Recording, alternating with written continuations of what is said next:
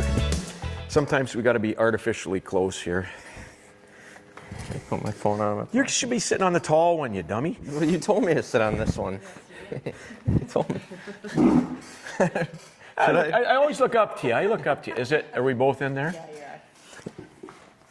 So wait, before you start, when we're doing this, are we looking at that camera, or are we looking at that camera, or am I looking at you? You're either going to look at that camera from time to time, or generally looking at me. Okay. Don't look at those two. Should I face you like this, or should I? No.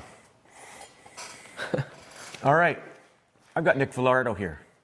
Great goalie, professional goalie. Runs an amazing goalie school in Buffalo called Vilardo Goaltending. If you're in that area, go see Nick. He does privates, he does camps, he does clinics, he does everything goalie related. And he's smart enough to know he needs to learn from a bunch of goalie coaches. So he's learned from a ton of goalie coaches in your journey, from me, other people, and he's smart because if you take the information from all these other goalie coaches, add it into your database, you become your own goalie coach. Just like as a goalie, you don't want to mimic NHL goalies, you want to take some from each goalie. So welcome to the FuturePro studio. What do you think of the studio? It's awesome. I love the memorabilia. Personally, I collect old goalie memorabilia, so we're on the same page with that. So my family gives me no end of crap about this because how many people have a shop with personal pictures of myself autographed? That seems like I'm a narcissist of some sort. A little bit. Just a little bit? Just a little bit. I think as a goaltender, you got to be a little bit cocky because if you don't believe in yourself, nobody's going to believe in yourself. I think it helps a lot. Like my personal favorite goalie is Patrick Waugh, and I think his mental game is the strongest mental game of any goalie, and I think that's something that's helped him become one of the best goalies, is that confident cockiness that he has. No question. And my favorite is when he thought he had that puck. He made the big heroic glove save. He thought he had it, and he tapped in Detroit, it in. Yeah. So being cocky's risky. You gotta make it. You gotta be good. You gotta be good, and you have to make it internal cockiness, not external, so your teammates hate you.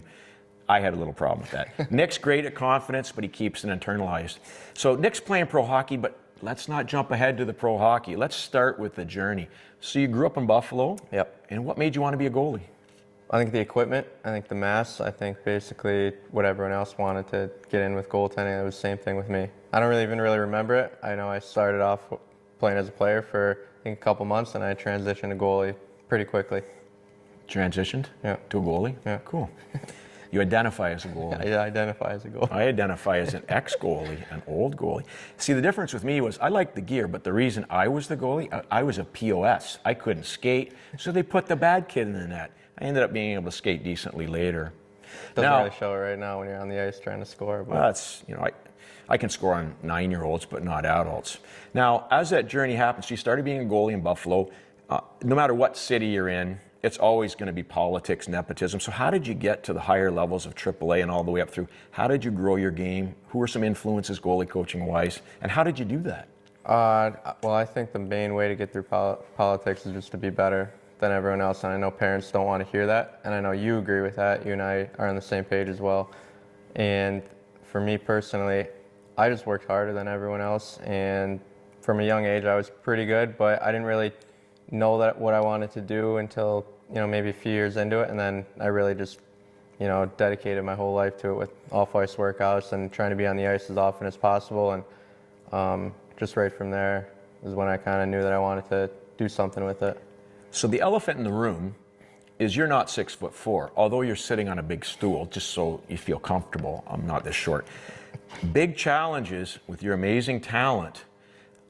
Your size talent wasn't there, but your puck stopping talent was there. So how were you able to get past all the doubters that were saying about your size? Did it change your structure, your tactical approach? How did you manage what God gave you to make yourself a professional like you are right now, getting paid to be a goaltender? Yeah, I think even now there's still challenges with it. Like even my current coach now in Kiev, they didn't want to offer me at first because of my height. And then as soon as I got there, the coach, we kind of laughed about it the first couple of days I was there when he saw me play on the ice. But I think no matter what, a smaller goalie is going to have challenges, and I still have challenges. But I think just the main thing, instead of crying about it and wishing that you were a lot taller, the best thing to do is just try to become the best version of yourself. And that's all you can do. You got to dance with the girl you brought. And you were born with that height. I was born being this ugly. You just got to deal with it. And parents, when you hear that they're only picking tall goalies, you got to settle down. I don't think it's something where you got to kill the messenger. This is the way it is. So if your kid's going to be diminutive and small, fine. Play hockey for fun like you should be doing if you're 6'4". Play hockey for fun. Try to get better, and who knows where it's going to turn. It's just a reality. Just like you're not going to be, are you going to be a nose guard in the NFL for the Detroit Lions no matter how hard you train? Good football player, but A kicker, punter. So now you're in Buffalo. How did you end up in Kiev? I played in Kazakhstan before. I speak Russian. I wanted to go have a fun, cool experience playing hockey. I don't know how much longer I'm going to play. So basically, I just wanted to have a cool experience. Got in contact with the team. They ended up offering me, and I ended up going.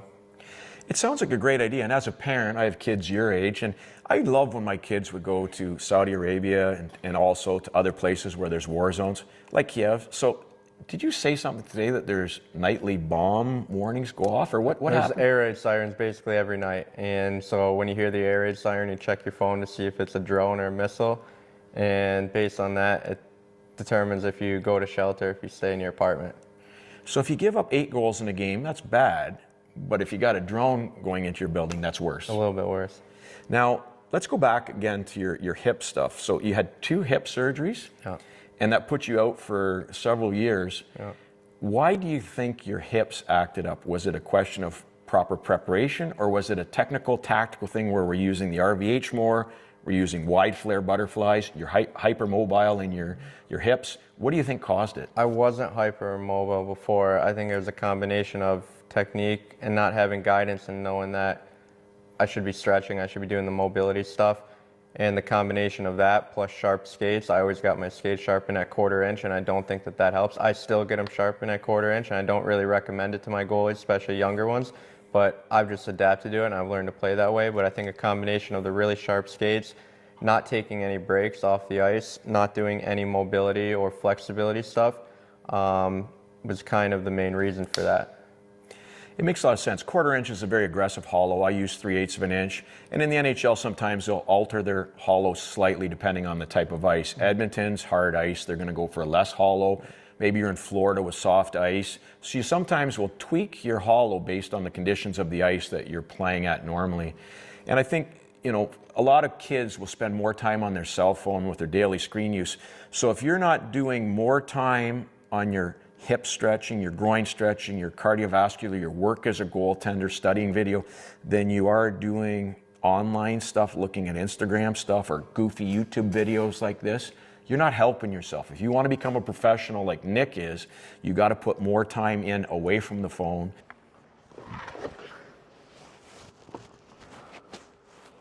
One of the things I offer through Vilardo Goaltending is my mentorship and advisory program, where I take goaltenders on one-on-one to reach their highest potential. We go through everything, including implementing habits and structure, video review, body maintenance, moving up to the next level, and more.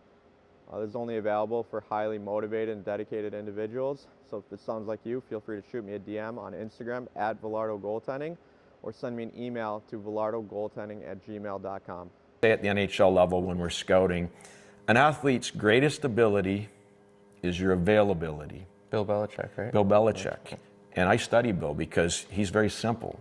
And he's a great guy to model yourself after, because he's not going in the dressing room using these big superfluous words and sequential derotation and head over puck and lateral shift and tracking and all. He goes into that dressing room and tells the guy, do your job. He's very basic and vanilla. So the best coaches on the planet will never dazzle you with their verbosity. They'll use simple words, basic words. Get the job, follow the puck, watch the puck. So now you also coach goalies. What do you think about goalie training in the Buffalo area? What do you think is the biggest weakness that you see in training for goalies? And what are some ways that you're trying to counteract that? I think the intensity is one thing. So growing up in the Buffalo area, I don't think that there were many options of high intensity training with good high level shooters and high level coaches. I think that makes a huge difference. Like at my camps, I always have D1, CHL, pro level, AHL, NHL contracted guys, and that plays a huge role in the development of goaltenders. And for me personally, that was a huge reason why I wanted to start my own goaltending school, because I didn't think that there was that in the area. And Buffalo is a huge hockey city. There's a lot of goalies. And just by making that change and implementing schools where you have shooters and you have high-level coaches, that's when goalies are going to reach their highest level. And I've been mentoring you and other goalie coaches because I've learned from people much smarter than myself. But my basic premise is this: most of the stuff you see on Instagram is stupid. You don't have a guy standing by a bunch of pucks in a game, floating muffins, so you can go head over puck and do all this stuff, move here, move here. How good you are. No, it's not helpful. You want to try to replicate your job that you're going to be facing. So you want to have guys moving dynamically when they release the puck. You want to have guys that are passing, moving. You want to try to replicate your job. And the one thing we talked about today on the ice is this big myth that I'm going to ask you about. A lot of people think goalies have to have amazingly fast reflexes. And they're doing sensorina and hand-eye and juggling and all this stuff. Yeah, it's a thing. But when you play in the NHL, there's only 2 saves you're going to make. Only 2. Positional reaction save and projectile reaction. Projectile, puck's coming, you see it, and you make a save. Positional reaction, you see Ovechkin open up on the side, you move over, you make a butterfly block, it hits you. In the NHL, 9 out of 10 are going to be positional reaction saves. You very rarely get a chance to see that Ovechkin shot coming, oh, geez, maybe you better stop that. So I try to make our drills similar to that. Now let's wind this up by talking about influence. You've had goalie influences, you've had guys you like on TV that you watch. Talk to me about the role of your parents, bringing you along, starting you off as cute little Vilardo that wanted to be that little ankle bender guy to be a goalie. What's the role your parents played in getting you to where you are now with your success? I think just the support, and they didn't really push me too much, but they supported me and they knew that it's what I wanted to do. And I see that a lot with parents, that they want it more than the goalie wants it. And when that's the case, it's never going to work out. It doesn't matter how much the parent wants it, it's not going to work out for the goalie. And it's probably going to end up with the kid not liking the parent. And for my parents, they were just super supportive, and they knew that that's what I wanted, and they gave me all the resources to take advantage of it. I was fortunate with my parents. My dad never skated, and he was never a guy that asked me what I did wrong or tried to correct me in the car or coach me. They supported me, brought me to different things, and I figured it out on my own. And I think as a takeaway message that I'll give you, hopefully you can pass to your goalies, and messages I want to give to you. As a hockey parent with your goaltender, athlete in any sport, you want to be surprised when they make it, not disappointed when they don't. I agree. If you work hard, you might get one of those. You never know. Nicky, thanks for showing up here. We're going to get back on the ice again tomorrow. Yep. And we're going to do some more. I got to get this one, Nicky. Got to get this one.